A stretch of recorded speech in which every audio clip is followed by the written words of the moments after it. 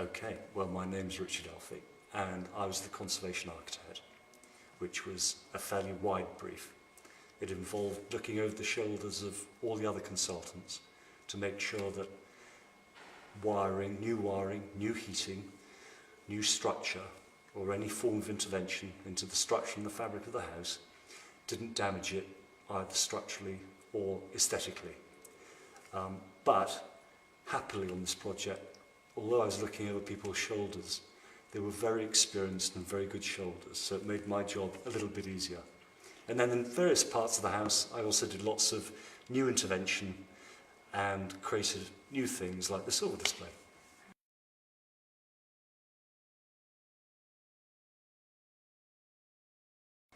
Well, there was a very good written brief right at the start, which was written by the National Trust, and it was probably written on the back of a fag packet.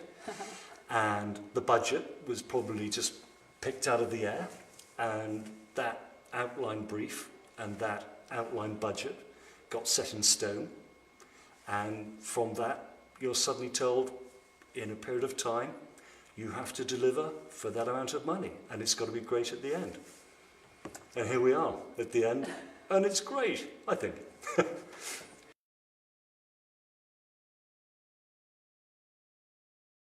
Why did I get involved at all? I'd done two previous, what we call major projects, both in Northumberland, which is my home county.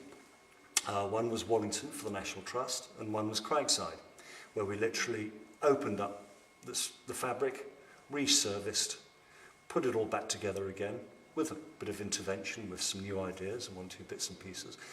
And I've had the experience of this sort of work, and although there are some fantastic conservation architects that do brilliant restoration around the country and in Northern Ireland, this particular project and what we do in the way we strip it down and build it up again is fairly unique, and I'm just lucky enough to have had that experience.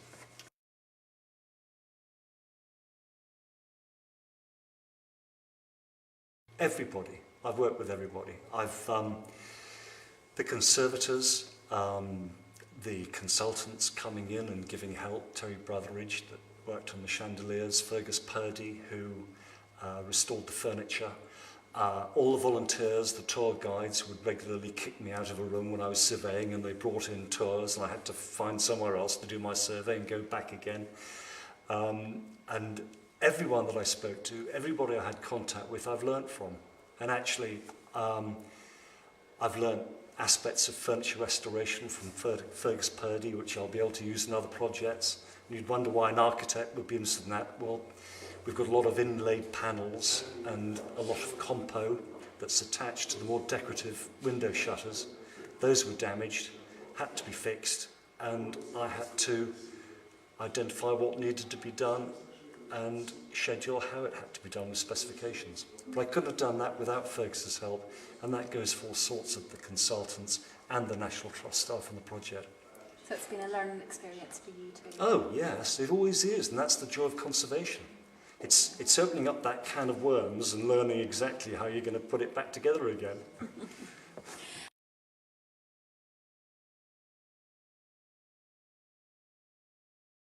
In any National Trust project, there's going to be about 20 people in on an email, and they've all got ideas and opinions. And each one of those ideas and opinions is relevant. And you think you've got it sussed, but then you put your proposal forward, and you get 20 ideas and reactions coming back, and you've just got to take time. You mustn't hurry a decision. And everything that we've done, every decision we've made has been on an iterative basis. It hasn't been made rashly, quickly, much as at times you want to because of the programme. And you've got to deliver for it to be finished today, or when it was St. Patrick's Day. And there is that massive tension, but you've still got to take time and sometimes think about something lying in the bath or in bed before you go to sleep. And then the next day, you start to think, do you know what? That Francis Bailey was right.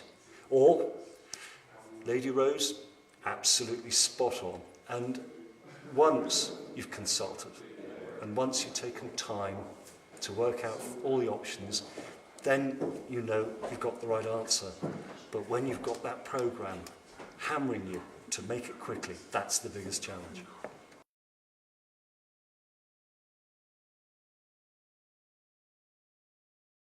Oh, I think there's two, definitely. There's two.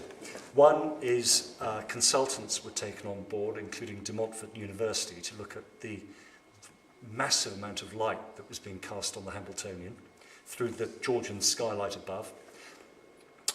And they came up with 10 options, one of which was to use what they call smart glass, which has nano modules in it that change the tint of the glass when sunlight goes onto it, but it tints blue, and that proposal would have cost about 150,000.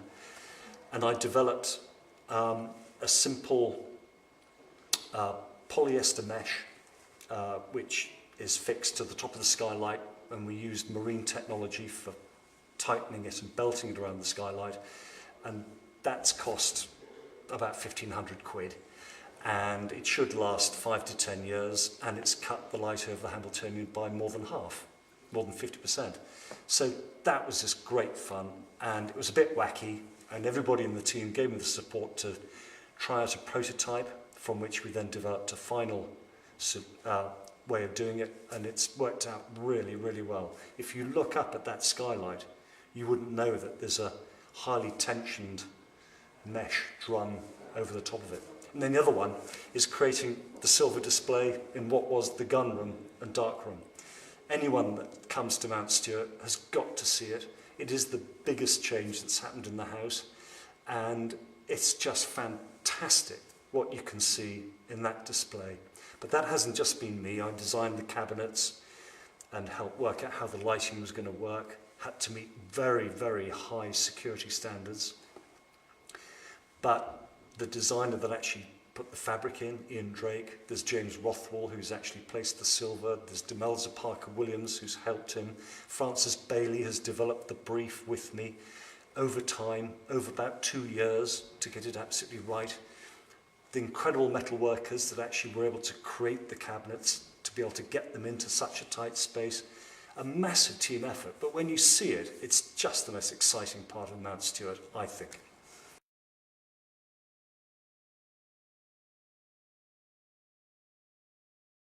What's next for me? Well, I've got a lot of projects on the go. I do a lot of work for private clients around the country, and I've got a lot of new houses to design, quite traditional, some quite modern. I still do a lot of little National Trust project work around the country, but if there is another major project like this, I'll become part of the tender list, I hope. I'd certainly put myself forward, because this has been, I think, for all the time I've been working on it, 4.5 years of coming over to the most beautiful part of the country, full of the most lovely people. And I'm so going to miss the friends I've made here. It is a wonderful part, and you are wonderful people.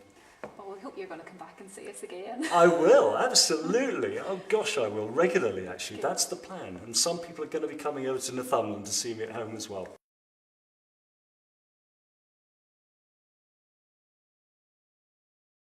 Well, I think inevitably we never have enough money to do what we want to do.